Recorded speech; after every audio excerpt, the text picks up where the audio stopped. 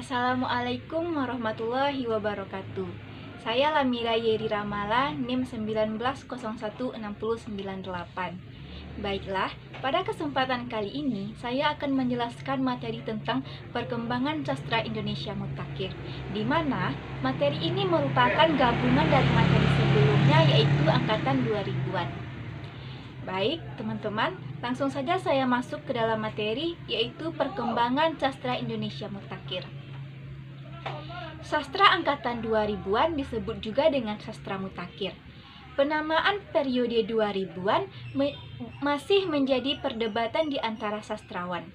Secara konseptual, sastra Indonesia hanya menunjuk pada karya-karya sastra yang ditulis dengan bahasa Indonesia. Sedangkan mutakhir merujuk pada perkembangan sastra Indonesia sejak tahun 2000-an. Pada sastra Indonesia mutakhir, ada dua jenis genre sastra yang berkembang, yaitu puisi atau sajak dan fiksi atau cerita rekaan. Dua jenis ini berkembang pesat di lingkungan masyarakat Indonesia. Lain halnya dengan karya-karya drama yang ditulis hanya untuk kebutuhan pementasan. Hal ini menyulitkan pengamat dan kritikus sastra untuk melacak secara relatif lengkap. Pada saat ini sangat sulit dijumpai buku drama yang beredar di pasaran.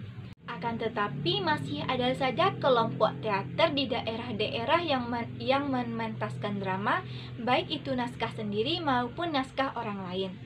Baiklah, pada perkembangan sastra Indonesia ini kita akan membahas 3 buah genre, yaitu yang pertama prosa Indonesia mutakhir, yang kedua drama Indonesia mutakhir, dan yang ketiga puisi Indonesia mutakhir. Baik, langsung saja saya masuk ke dalam prosa Indonesia mutakhir. Pada masa ini, banyak bermunculan karya sastra dalam bentuk novel dan cerpen. Kebebasan berekspresi mulai meningkat, disertai dengan keragaman dan kekhasannya masing-masing. Prosa Indonesia mutakhir diwarnai oleh keberagaman tema, gaya bahasa, teknik berbicara, dan corak pengungkapannya. Karya prosa mutakhir Indonesia tidak hanya dihasilkan oleh penulis muda, tetapi juga diisi oleh pengarang senior, seperti Abrar Yusra, Suparto Brata, Putu Oka Sukanta, Putu Wijaya, Supardi Djoko Damono, N. Hadini, dan banyak yang lainnya. Sejak akhir dekade 90-an atau awal tahun 2000-an, muncul wajah-wajah baru yang didominasi oleh para pengarang perempuan muda semisal Ayu Utami, Dina Rahayu, Dea Lestari, Dea Sartika, Ratih Kumala, Asma Nadia, dan banyak lainnya. Selain itu juga ada pengarang laki-laki seperti Joni Ariyanata, Andrea Hirata, Indra Tragono, Agus Fribasa, dan Hari Insani Putra yang rata-rata kelahiran antara tahun 1960-an hingga 1980-an.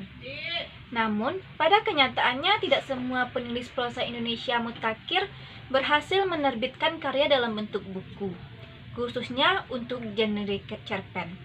Hanya segelintir pengarang yang dapat menerbitkan buku, baik dengan penerbit formal konvensional maupun secara swakelola. Prosa Indonesia mutakhir senantiasa berusaha sesuai dengan perkembangan masyarakat. Ide cerita berasal dari kehidupan sehari-hari. Prosa Indonesia mutakhir dapat ditemui dalam bentuk cerpen dan novel. Dan pada saat ini, karya prosa juga dipengaruhi oleh kesusastraan barat. Selanjutnya, saya masuk ke dalam drama Indonesia mutakhir. Sejarah perkembangan drama di Indonesia dipilih menjadi sejarah perkembangan penulisan drama dan sejarah perkembangan teater di Indonesia. Sejarah perkembangan penulis drama meliputi yang pertama, periode drama Melayu rendah, yang kedua, periode drama Pujangga Baru, yang ketiga, periode drama zaman Jepang, yang keempat, periode drama sesudah kemerdekaan, yang kelima, periode drama mutakhir. Dalam periode Melayu rendah, penulis lokalnya didominasi oleh pengarang drama Belanda, Peranakan, dan Tionghoa Peranakan. Dalam periode drama Pujangga Baru, lahirnya Bebasari karya Rostam Effendi sebagai lakon simbolis yang pertama kali ditulis oleh pengarang Indonesia. Dalam periode drama zaman Jepang, setiap pementasan drama harus disertai naskah lengkap untuk disensor terlebih dahulu sebelum dipentaskan.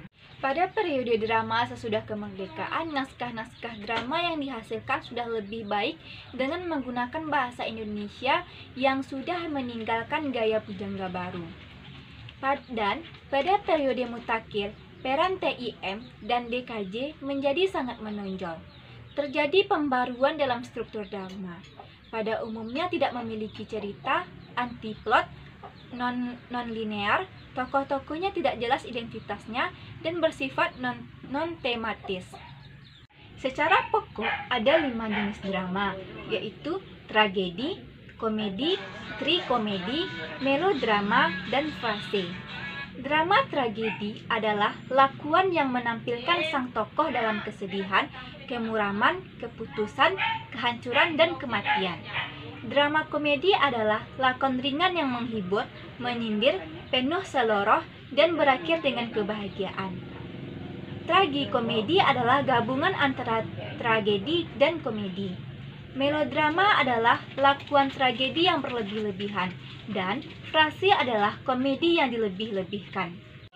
Baik, sekarang saya masuk ke dalam materi terakhir, yaitu puisi Indonesia mutakhir. Sejak tahun 1980-an hingga tahun 1990-an, estetika puisi modern didominasi oleh Afrizal Malna. Pada tahun itu, estetika puisi hanya dibawa oleh Afrizal Malna menjadi acuan kolektif di kalangan penyair muda pada khususnya. Gaya pengucapan yang khas mempresentasikan kegamangan antroposentrisme manusia urban di tengah gebalau peradaban postmodern itu secara konsisten diusungnya hingga sekarang. Sebagaimana tampak dalam beberapa kumpulan sajak mulai dari Abad yang Berlari pada tahun 1948, upaya pementasan estetika perpuisian Indonesia mutakhir ini menjadi semakin rumit jika memperhitungkan karya-karya para penyair yang lebih senior yang masih eksis berkarya seperti Taufik Ismail, Supardi Djoko Damono, D. Zawawi Imron, Goe Nawan Muhammad, Sutarji Kalsom Bahri, Hamid Jabbar, dan Mokhtar Pabotiki. Dengan mempertimbangkan banyak sisi, kecenderungan estetik perpuisian Indonesia terkini tampak menjadi semakin kompleks dan pada akhirnya mustahil untuk dapat dipetakan secara objektif. Oleh karena itu, persoalan sekarang bukan lagi pada keharusan upaya pementasan teoretis determinatifnya, melainkan lebih pada usaha-usaha ekstensifikatif maupun intensifikatif dalam rangka meningkatkan ekspresi sastra di tengah masyarakat Indonesia yang tidak melek sastra. Baiklah, sampai di sini dulu yang dapat saya sampaikan. Semoga bermanfaat untuk teman-teman semua, terutama untuk saya sendiri. Mohon maaf jika terdapat pengucapan kata yang salah. Saya akhiri dengan Assalamualaikum warahmatullahi wabarakatuh.